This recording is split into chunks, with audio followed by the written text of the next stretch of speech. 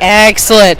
Literally the reason I drove to Epicenter Festival from Maryland, because you guys are here, and I was like, I have to talk to Fever because you're my favorites in the entire world. I'm going to fangirl out for a minute. Oh my God! All right, now that I got that out of the way, let's do some stuff. Go ahead and introduce yourself. Tell everybody who we are. My name is Stevis. I'm Jason Alon. And I'm Eric Proda. So, I don't like doing traditional interviews. You guys get asked all the time, so tell me about the record. How's the tour? We know how the record is. It's amazing. I want to talk about some fun stuff. So first thing I want to know, what is in your pockets right now? Empty them. Let's go. I don't know. I mean, we got police around here.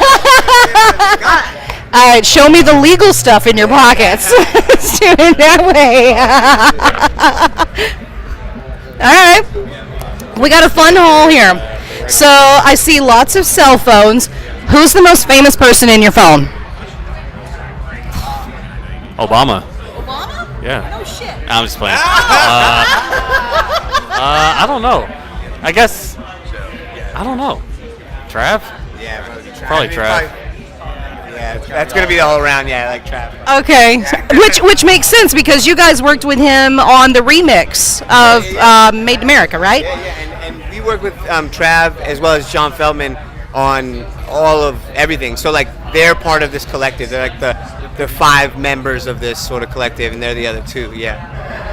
So I want to hear the story of the U-Haul. Oh yeah. Yeah, because that's a thing.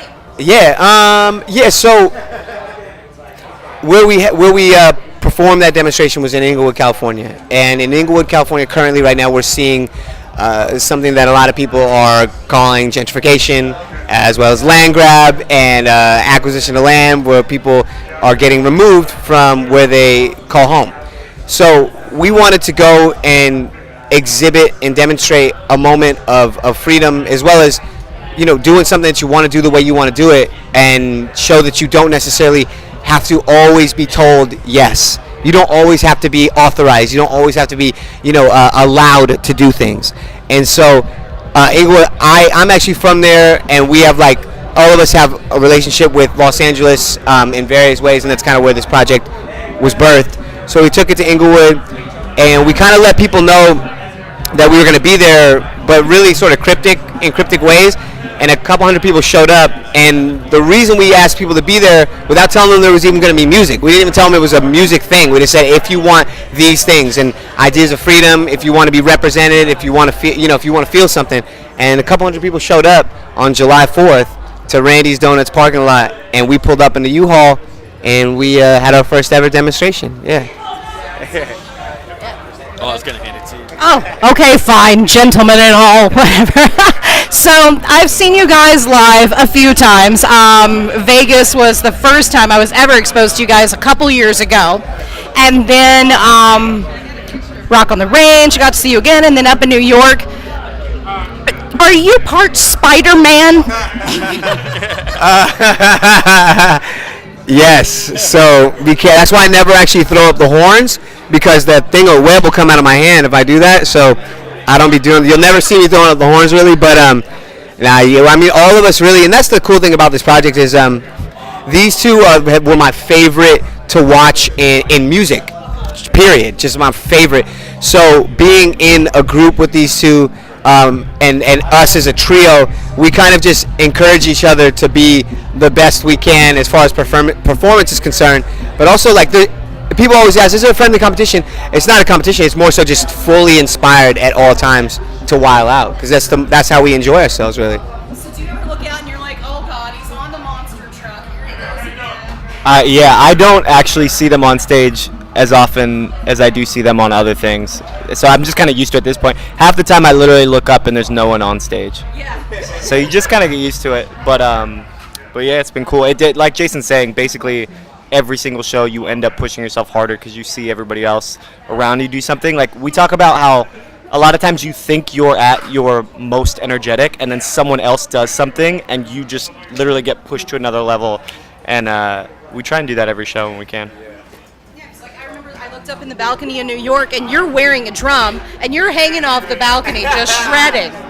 Oh, yeah. I'll show you pictures. I've still got them. Don't call me out.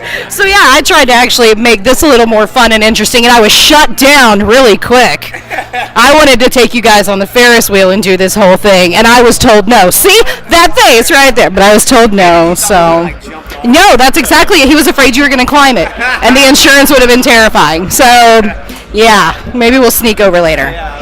Don't tell. All right, so I want each of you to wrap this thing up. You each get to ask one question that you wish people would ask. This is your chance to maybe expose him, expose something about him.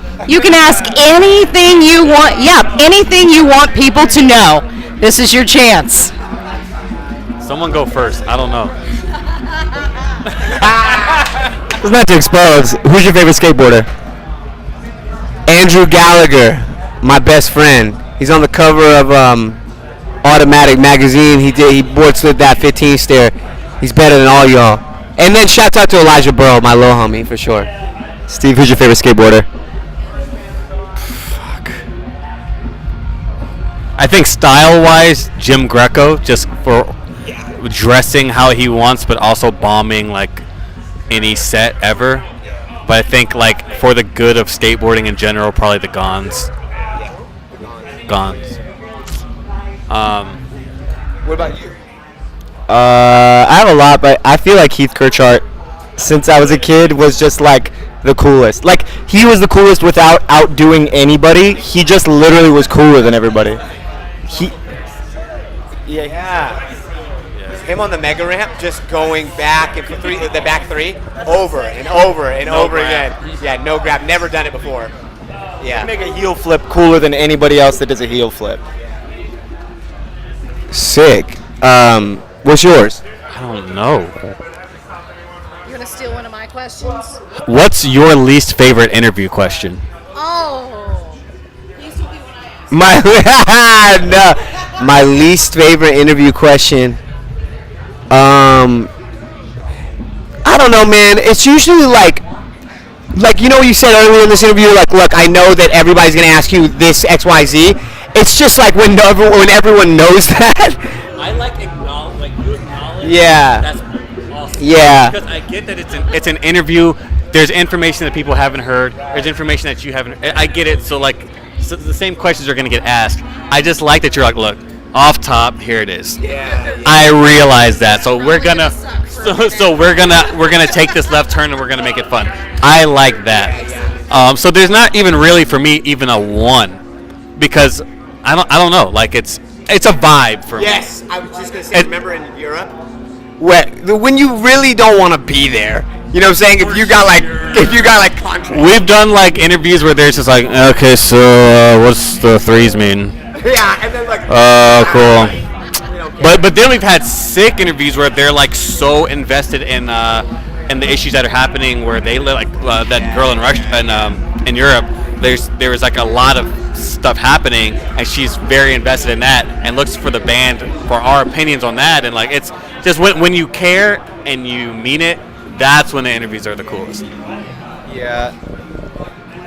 I think I don't know. I think to their point, it's like it's cool when you're actually asking a question, but I think sometimes people just show up and they like Google our name and look at the Wikipedia and they just go, so Fever 33. You guys are ex-members of Blink, right?